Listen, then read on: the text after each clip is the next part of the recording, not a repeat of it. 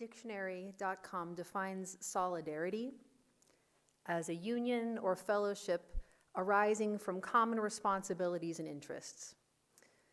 The Cambridge Dictionary defines solidarity as agreement between and support for the members of a group, especially a political group. And the Merriam-Webster Dictionary defines solidarity as unity based on a community of interests, objectives, and standards. So as we are in solidarity with Israel, it's been a very tough week. As reported by the Jerusalem Post and of course many other news outlets, in the worst one-day attack since the beginning of the Gaza war, 21 soldiers of the IDF were killed on Monday, and several others were injured when Hamas forces fired rocket-propelled grenades on buildings when the soldiers were inside. I've been listening for many weeks now to the Times of Israel daily podcast, and after this happened, the hosts of the podcast were speaking about how this incident brings us back to the day of October 7th. We still haven't moved on from this bigger trauma, especially because our hostages are still held captive. We're frozen in time in a way. And being frozen in time, this is what it means to stand in solidarity, at least in part. This is part of what it means to stand in solidarity. It seems like the American media has moved on. Our community also, in its own ways, we haven't stopped. We have exciting events happening in our community. We had our Shabbaton, we had Women's League Shabbat, we have New Sidurim coming, we have this piano because we're having an amazing concert tomorrow night, which I hope and look forward to seeing you all there. And even as these things are happening in our community and in our country, we stand in solidarity with Israel. And what this means is that we are in fellowship with all Jews worldwide to protect our homeland, the land of Israel. Solidarity means we support, affirm, and advocate for Israel's existence. We're Zionists. Solidarity means that we don't only consider the interests of Adat Shalom, which of course we do, but we also consider the interests of our Israeli brothers and sisters and of the Jewish people worldwide. Now, time continues to move forward, the world continues to change, and solidarity can start to feel different than it did before. In our world where things seem to move forward and move on so fast, our solidarity, like I was saying, can keep us feeling frozen in time. And God forbid, it can seem like a distraction from keeping up with the rest of life. And in this moment, when solidarity feels like just something else to do, this is when solidarity is the most important. At the start of all of this, solidarity was something that more people were talking about more of the time. It was trending. But at the very beginning of all of this, when we started talking about solidarity, this was the stage that we're going through today. This was the moment that I was thinking of.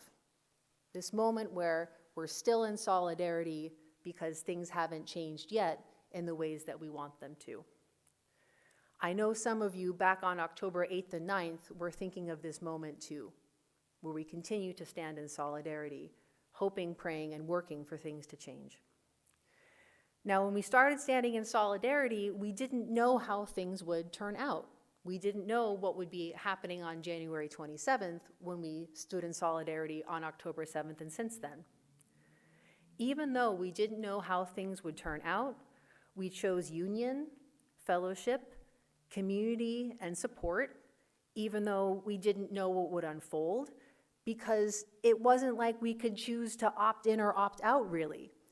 It happened to Jews in Israel, and it happened to us. We are them. Now, as I was saying, it's been a tough week.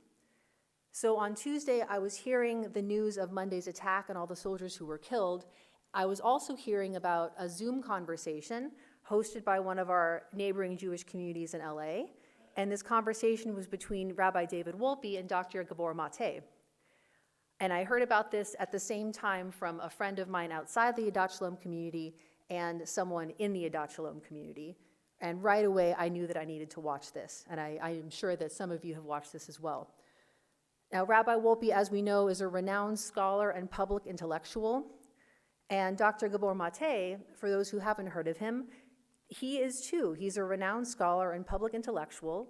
He's a medical doctor who has worked with addicts, not just in recovery, but also in active addiction.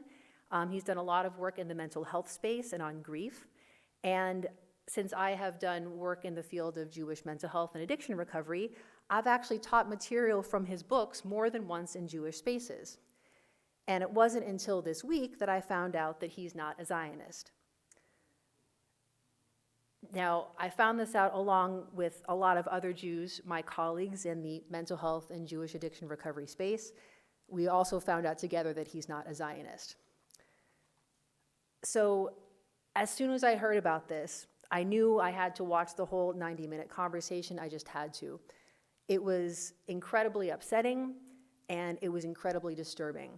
And I think that for those of us who have seen this already, you know what I'm talking about. And if you have seen this already, I'm sure that you have lots of thoughts and feelings about it, just as I do. I want to share a couple of reactions from my friend who's outside the Adat Shalom community that really stuck with me. One thing that my friend said is, it's like there's an Israel-shaped hole in his humanity. Now, the thing is, for those of us who have experience working in addiction recovery, you've got to have some compassion to work in that field. Dr. Mate is a doctor who works with homeless drug addicts. He obviously has compassion within him, but for some reason, not about this. So my friend also commented, it's not even self-hating, it's just hatred. And this comment struck me the most, that Dr. Mate had this hatred in separating himself from the group, seeing himself not as with all of our lot, but seeing himself as separate.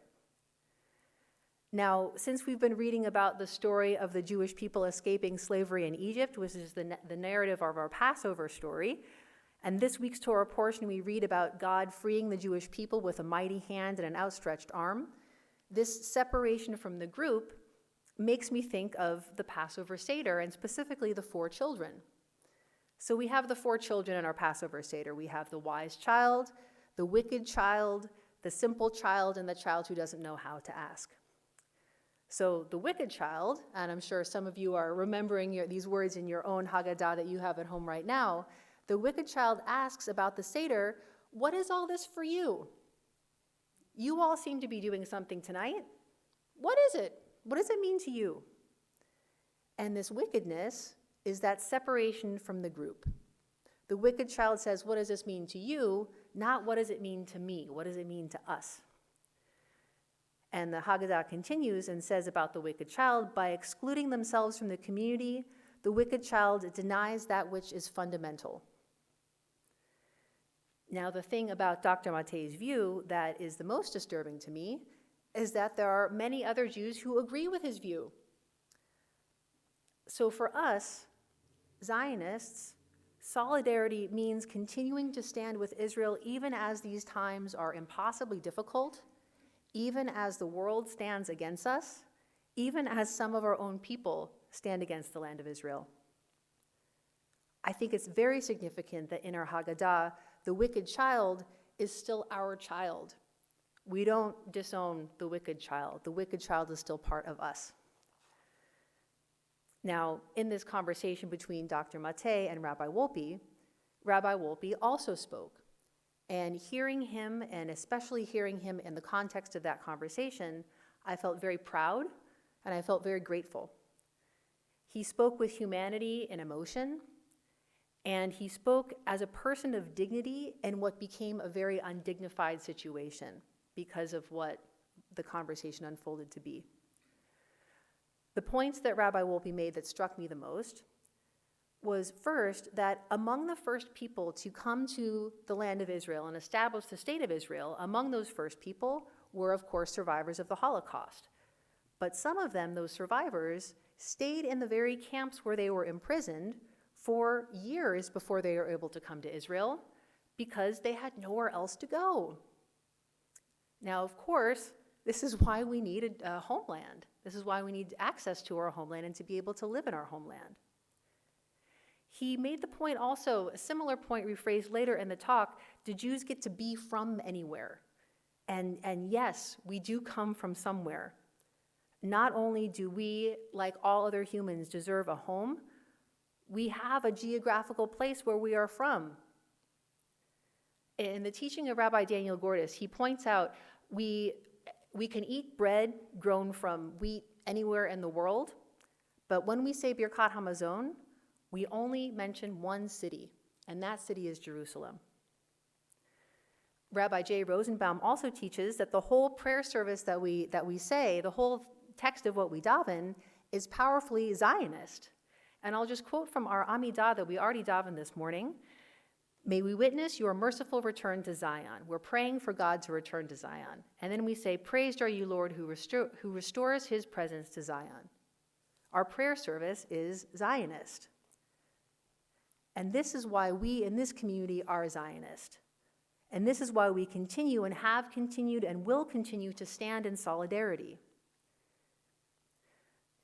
Again, when we were first talking about solidarity, I knew the path ahead would be long and it wouldn't be easy. I didn't imagine the specifics, the particular faces and voices that would argue against Israel's right to defend itself and its very existence. I didn't imagine that after over 100 days, we would still have over 100 of our brothers and sisters still in captivity. And I didn't imagine that after the weeks and months of war, 21 of our soldiers would die in a single attack. As we walk this path, we are continuing to learn what solidarity means. In a world filled with good and evil, in a world filled with hard choices and differing views, solidarity means that we stand with our people. We stand with our family. We stand with our sons and daughters, our nieces and nephews, our young fathers. We stand with all our children, wise and wicked, simple, and who don't know how to ask. Solidarity means that we embrace that we are Am Echad Im Lev Echad. We're one people with one heart. Solidarity means that we affirm that we belong. I am proud to stand in solidarity with Israel, and I am so proud to lead this community that stands with Israel. May we stand in solidarity today and forever. Am Yisrael Chai, Shabbat Shalom.